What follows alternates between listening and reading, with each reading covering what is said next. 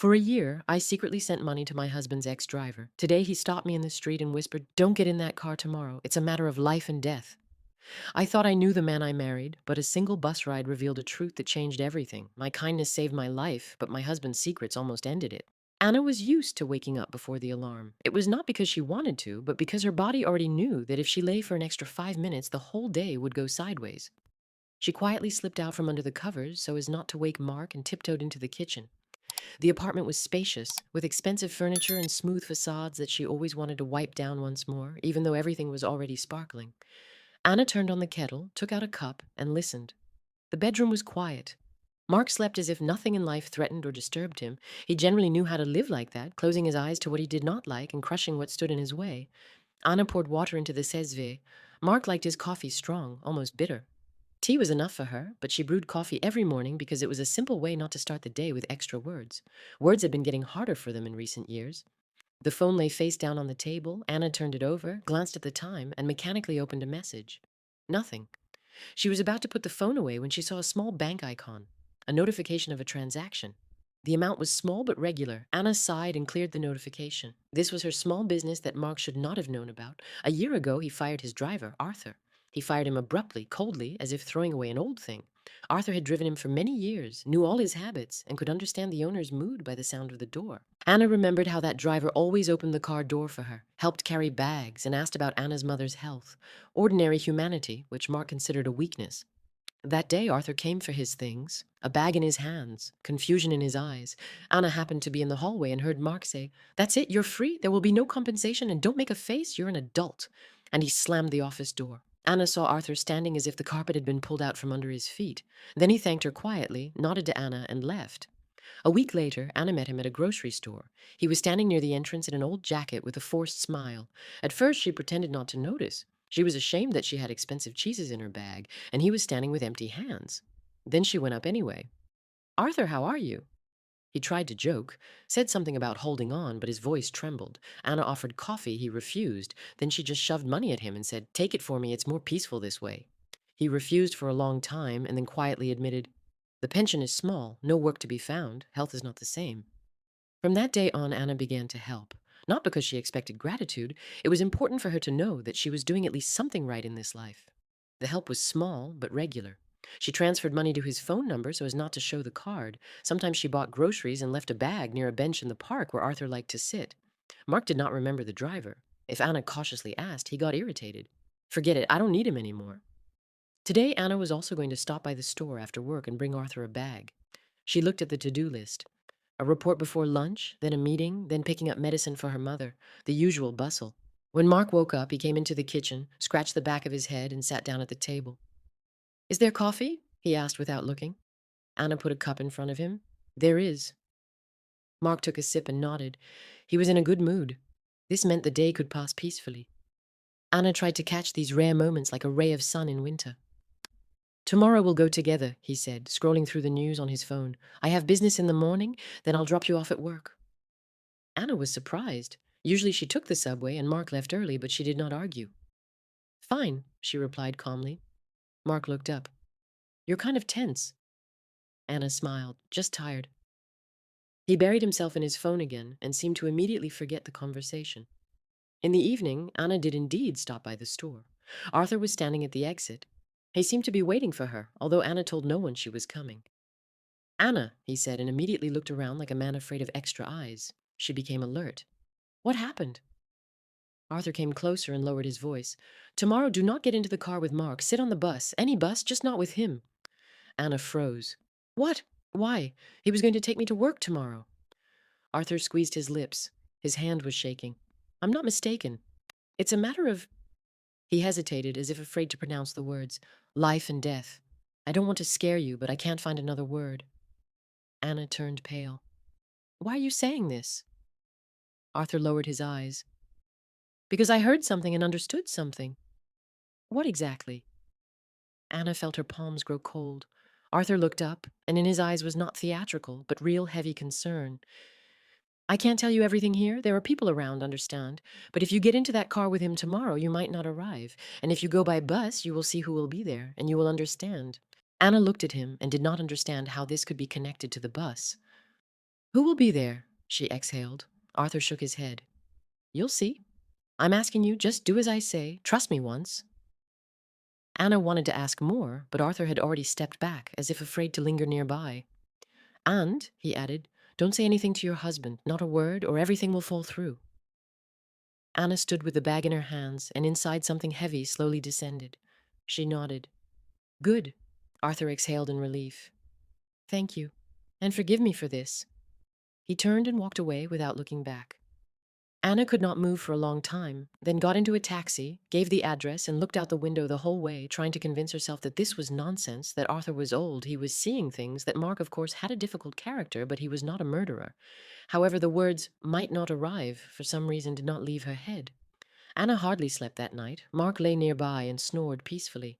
Anna listened to his breathing and caught herself thinking, she does not know this man, or she knew him before, but now she does not. In the morning, Mark gathered himself briskly. Get up, he said. Let's go or you'll be late. Anna sat on the bed, pulled on a smile, and replied, Mark, I'm taking the subway today. Mark frowned. Why? I said together. Anna pretended everything was simple. I need to stop by somewhere on the way. I don't want to hold you up.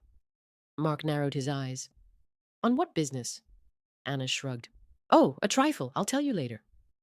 He was silent for a couple of seconds, then snorted. Okay, as you wish. Mark went into the hallway, slammed the door. Anna froze, listening to the lock click. Then she quickly dressed, grabbed her bag, and went out. She did not go to the subway. She went to the bus stop. The weather was ordinary. The city was noisy. People were running on business. Someone was swearing on the phone. Someone was laughing. It seemed to Anna that she alone was walking as if in a dream, and everything around was going its own way. The bus pulled up. The doors opened. Anna went up the steps and entered. For the first few seconds, she didn't see anything strange. Ordinary passengers, a pensioner with a bag on wheels, a guy in headphones, a woman with a child. Anna went further and sat by the window. The bus started moving. Anna looked at the streets and tried to understand what she was doing at all. You'll see who will be there. Who? At the next stop, two men in formal jackets entered. They were not in uniform, but by their gait and look, Anna immediately felt people are not accidental. One held a folder, the second spoke quietly but confidently, as if used to asking questions. They walked through the cabin and stopped closer to the middle. Anna tensed. At the next stop, a woman of about 30 entered, neat in a coat with a briefcase. Her face seemed familiar to Anna, very familiar. She spent a few seconds trying to remember, and suddenly her heart hit harder. This was Sarah, the accountant from Mark's firm, the very one who suddenly resigned a few months ago. Mark then said, she ran away. She shouldn't have stuck her nose where she shouldn't. Sarah scanned the cabin and sat far away as if she wanted to be invisible. Anna felt her throat go dry. Further events went as if someone was deliberately putting together a puzzle.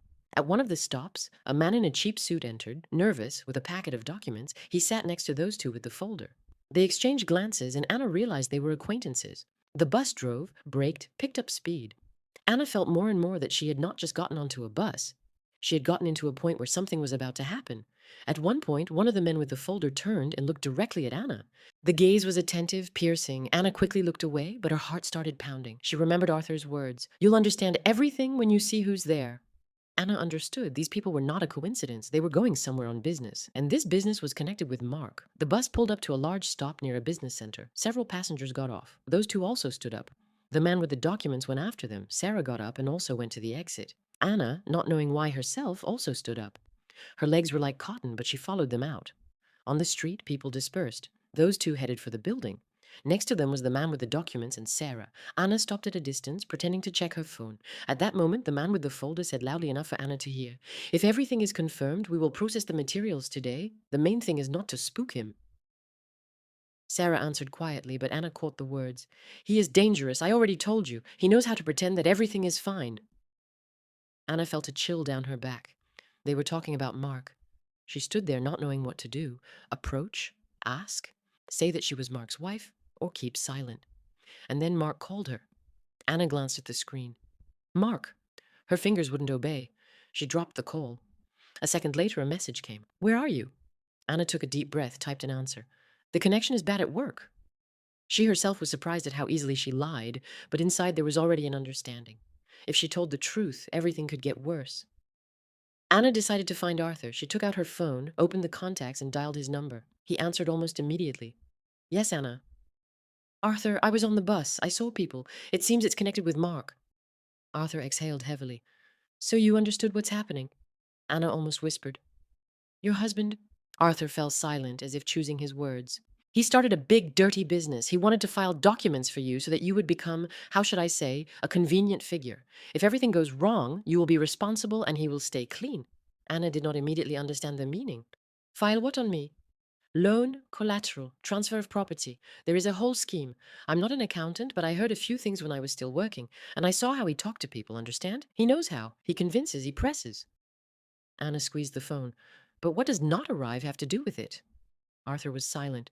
Because you started to get in his way. I heard the conversation, not everything, but enough. He said that you know too much, that things need to be decided quickly, and that an accident is simple. He has connections. It's not the first time he's thought like that. Maybe he wouldn't have done it, but the risk was there. Anna felt her legs buckle. Arthur, are you sure? I don't want to scare you, but if there's a chance to avoid trouble, it's better to avoid it. You've already done the main thing today. You didn't go with him. Anna closed her eyes. What should I do now? Arthur said calmly but firmly. Don't be alone and don't try to talk nicely. You must act with your mind. First the documents, then a lawyer, then safety, and also, if you can, find out where your passport and your papers are. He may have already taken them. She opened her eyes. Thank you, Arthur. Thank you is not necessary. You fed me for a year. I'm just doing what I should have done long ago. The connection was cut.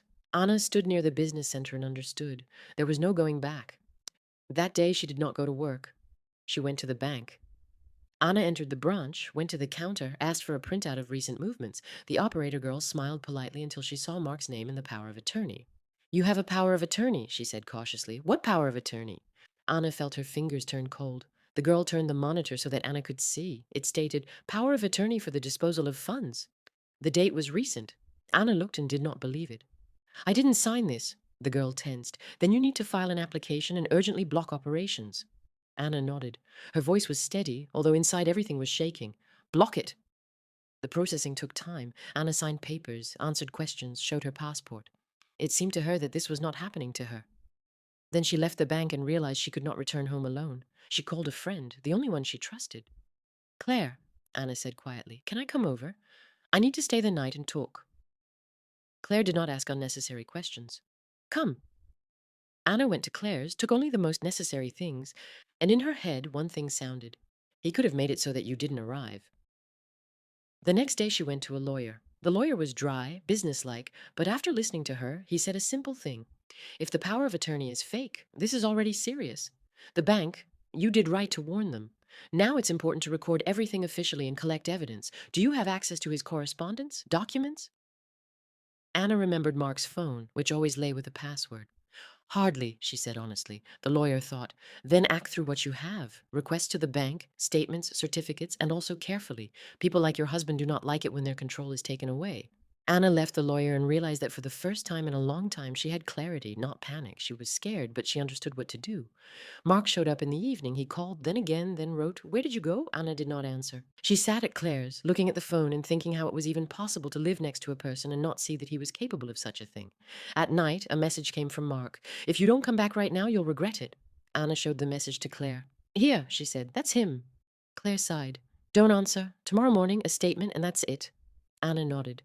In the morning she did indeed go to the police. She didn't scream. She didn't make scenes. She just told the officer on duty, I want to file a report about a forged power of attorney and threats. They took her in, wrote it down, asked for details. Anna felt how with each official step, Mark was losing power over her head. A few days later she got a call. Anna, the voice was male, calm. We are handling a case related to your husband. We need to talk to you. Anna froze. These are the ones who were on the bus, she burst out. The man was silent. Yes, you saw us. Anna closed her eyes. So it's all true. Fine, she said. I'll come. The meeting was short. She was shown documents, explained that Mark had been under investigation for a long time for a financial scheme. Deceiving partners, shell persons, pressure on employees. They were missing a few links. Now, thanks to Sarah and other witnesses, the case had moved forward. You are not the first person he tried to use, the man said. But you were the one who stopped in time. Anna left after the conversation and for the first time in many days was able to breathe normally. Mark came himself. In the evening he appeared at Claire's entrance. Anna saw him from the window. He stood with his collar up, looking up like a master. Claire wanted to call the police, but Anna stopped her. Don't, I'll do it myself. She went down. Her heart was beating, but she stayed steady. Mark smiled, but the smile was cold. Well, hello, have you had enough walking? Anna did not respond to the tone. What do you want? Mark stepped closer. For you to come back and stop the circus. Did you block the cards? Anna looked at him carefully, not as a wife, but as a person who finally sees a stranger. Yes. Mark grit his teeth.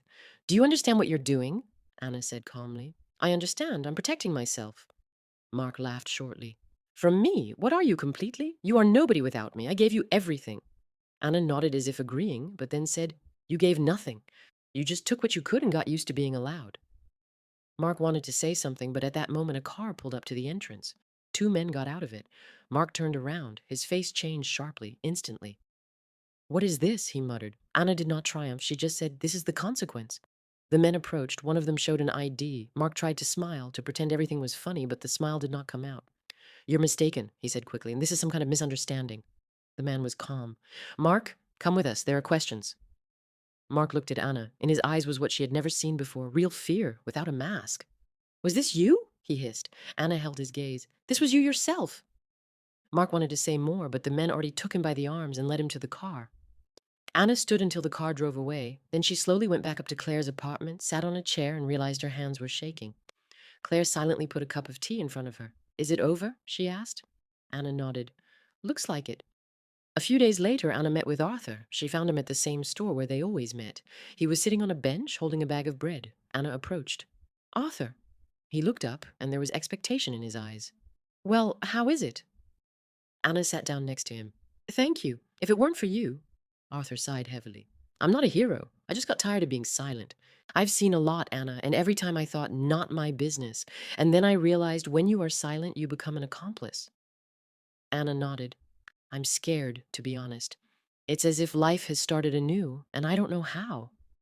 Arthur looked at her carefully. Being scared is normal, but you've already done the hardest part. You chose yourself, and then everything will be by steps. Not at once, but it will be. Anna smiled, for the first time in a long time without strain. I will still help you, she said. Arthur waved his hands. Oh, what for? Now maybe a job will be found for me. One person already asked me. I'm a driver, as long as my hands hold. Anna laughed quietly. That's good. She stood up, adjusted her bag, and suddenly realized that inside she felt lighter. Not because everything was over, but because she had stopped being convenient. Later, Anna returned home, already without Mark. The apartment met her with silence. Anna went through the rooms, opened the windows, let in the air. She took a photo from the shelf where she and Mark were smiling on vacation and put it in a box. Not with hatred, just as a page that it was time to turn over. And somewhere deep in her soul, Anna knew that if a year ago she had passed by the old driver at the store, if she had decided not to interfere, if she had pretended that someone else's trouble did not concern her, today everything could have ended differently. Sometimes fate really makes a turn, but very often this turn begins with a simple human act, not passing by,